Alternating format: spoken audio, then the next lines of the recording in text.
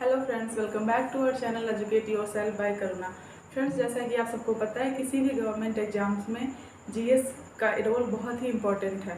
जैसा कि जीएस का सिलेबस भी बहुत वास्ट है, उतना ही उसको पढ़ना और समझना भी बहुत मुश्किल होता है।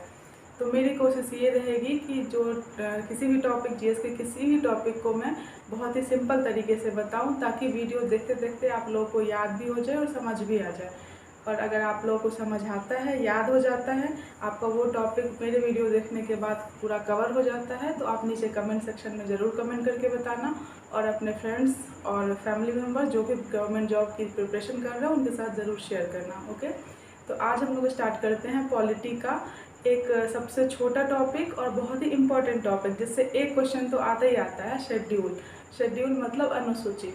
अनुसूची कितने होते हैं? तो 12 होते हैं। अनुसूची 12, जैसे कि हमारे कॉन्स्टिट्यूशन में आर्टिकल 395 आर्टिकल्स थे और पार्ट 22 भाग हैं, और शेड्यूल यानी कि अनुसूची 12 है। तो इसे मैं बहुत ही 12 का 12 अनुसूची आपको अभी के अभी याद हो जाएगा, वो भी 5 से 6 मिनट में। ओके, तो बताते सबसे पहले फर्स्ट अनुसूची में क्या आता है कि स्टेट एंड यूटीज, भारत राज्यों का संघ है। भारत राज्यों का संघ है, वो फर्स्ट अनुसूची में आता है। मैं आपको एक स्टोरी बताता हूँ। जैसे हम लोग किसी भी गवर्नमेंट जॉब, मतलब किसी भी जॉब के लिए अप्लाई करते हैं या किसी भी कंपनी में, तो क्या देखते हैं हम लोग? सबसे पहले देखते हैं कि उसकी सैलरी कितनी है। फिर सैलरी कितनी है, सैलरी देख लेते हैं। उसके बाद उसमें फिर उसको अप्लाई करते हैं। अप्लाई मतलब ओथ लेना। अप्लाई मतलब एक तरह से हम समझ सकते हैं कि ओथ लेते हैं। देन देखते हैं कि उसमें सीट्स कितनी है। तो इसमें भी सेम वैसा ही है कि 4th शेड्यूल में राज्यसभा में सीट देखी गई, सीट का वो दिया गया कि राज्यसभा में कितनी सीट होनी चाहिए। मतलब हमने किसी कंपनी में अप्लाई किया तो उसकी क्या देखी, सैलरी देखी। सैलरी देखी, देन हमने अप्लाई किया मतलब ओथ लिया, मतलब शपथ लिया। देन उसमें सीट्स कितनी है वो देखी, तो राज्यसभा में सीट हो गई 4th नंबर में। 5th में आया, जब हमने अप्लाई कर दिया, ओथ ले लिया, सैलरी की बात हो गई, तो जो पिछड़े वर्ग है जैसे SC ST, तो सबका तो हम अपने बराबर लाएंगे ना, सबका उत्थान करेंगे, अपलिफ्टमेंट। तो 5th शेड्यूल में कहा गया SC ST का अपलिफ्टमेंट, मतलब SC ST के उत्थान के बारे में। देन जब SC ST लोगों का हो गया, बराबर आ गए, SC ST बराबर आ गए, तो जो नॉर्थ ईस्ट के भी कुछ स्टेट्स हैं, जैसे 4 स्टेट्स दिया गया है इसमें, असम, मेघालय, त्रिपुरा और मिजोरम। तो ये 4 स्टेट बहुत ही पिछड़े राज्य हैं, तो इनको तो नहीं छोड़ सकते। तो 6th शेड्यूल में कहा गया है फिर ये नॉर्थ ईस्ट के चारों राज्यों के अपलिफ्टमेंट के बारे में, असम, मेघालय, त्रिपुरा और मिजोरम के बारे में। देन ये हो गई। अब 5 तक, 6 तक आपको समझ आ गया होगा। फर्स्ट में स्टेट एंड यूटीज़ की बात की गई, 28 स्टेट्स हैं एंड अभी प्रेजेंट में, और 8 यूनियन टेरिटरी है।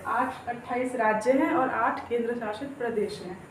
देन सैलरी की बात की गई है सब हमारे अनुसूची में, मतलब वेतन की बात की गई है कि प्रेसिडेंट को कितना वेतन दिया जाएगा, प्राइम मिनिस्टर को कितना दिया जाएगा, किसी भी MP MLA या फिर कैग, अटॉर्नी जनरल, बहुत सारे, मतलब डिटेल वीडियो में बाद में अगर आप लोग को अच्छा लगे तो आप कमेंट करना, मैं डिटेल वीडियो इस पर बनाऊंगी।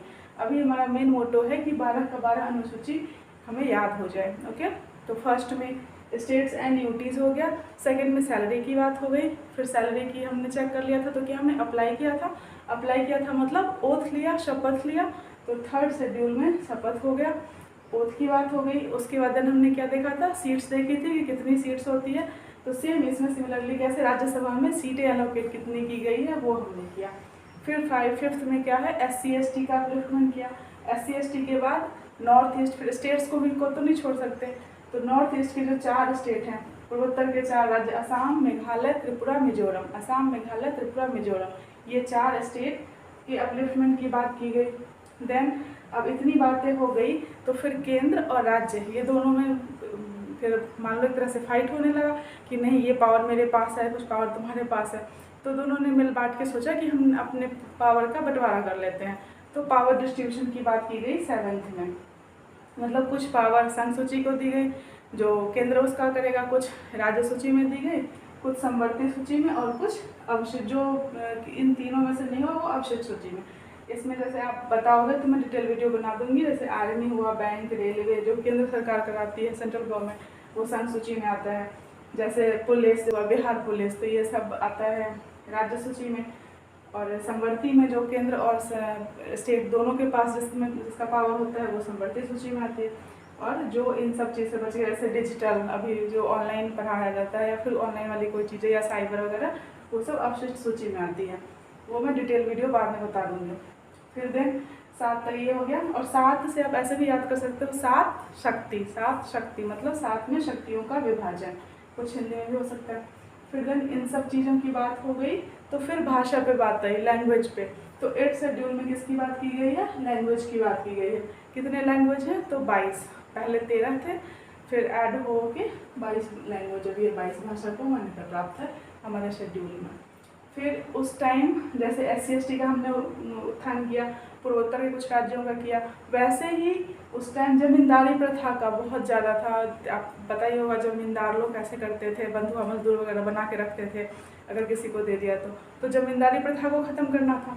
तो दिन 9 में किसकी? लैंड रिफॉर्म्स की बात आई, भूमि सुधार आंदोलन, मतलब जमींदारी उन्मूलन।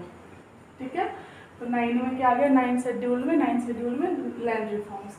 देन उसके बाद दल बदल आया, बहुत पूछता है ये बहुत इंपॉर्टेंट है।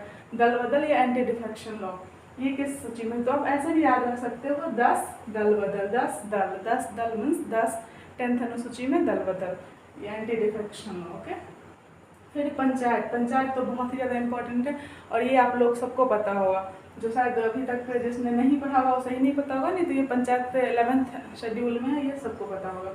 और 12th में म्यूनसिपैलिटी, पंचायत के बाद म्यूनसिपैलिटी मतलब नगर पालिका आता है, ये सबको पता है। ओके, तो आई होप आ गया होगा समझ में। एक बार हम फिर से देख लेते हैं। फर्स्ट में स्टेट एंड ड्यूटीज़ की बात की गई, 28 स्टेट्स हैं, 8 यूनियन टेरिटरीज हैं। सेकेंड में सैलरी की बात की गई, सैलरी के बाद वेतन की बात होती है, सैलरी वेतन, सैलरी के बाद ओथ लिया गया, शपथ ली गई। फिर राज्यसभा में सीटें कितनी हैं वो एलोकेट की गई। देन SC/ST के बाद नॉर्थ ईस्ट के 4 states, Assam, Meghalaya, Tripura, Mizoram. Then power distribution, 7th में शक्तियों का विभाजन, 7 शक्तियों का विभाजन। 8 में लैंग्वेज भाषा, फिर 9 में लैंड रिफॉर्म जमींदारी उन्मूलन, फिर 10 दल बदल एंटी डिफेक्शन लॉ। देन 11 में पंचायत राज और म्यूनसिपैलिटी। तो आई होप ये आपको समझ आया होगा वीडियो। शेड्यूल कितने 12 शेड्यूल आपको याद हो गया होगा। अगर ये पूरा डिटेल में आप चाह रहे हो कि हाँ सबको मैं एक्सप्लेन करूँ अलग से, तो इसमें वीडियो बहुत लंबा हो जाएगा। अगर आप लोग को पसंद आया हो तो आप कमेंट सेक्शन में कमेंट करके बताना, मैं नेक्स्ट वीडियो इसके डिटेल एक्सप्लेनेशन के साथ लाऊंगी। और ऐसे ही अगर आपको पसंद आता है तो मेरे चैनल को लाइक करें, सब्सक्राइब करें और शेयर करें। Okay, thank you.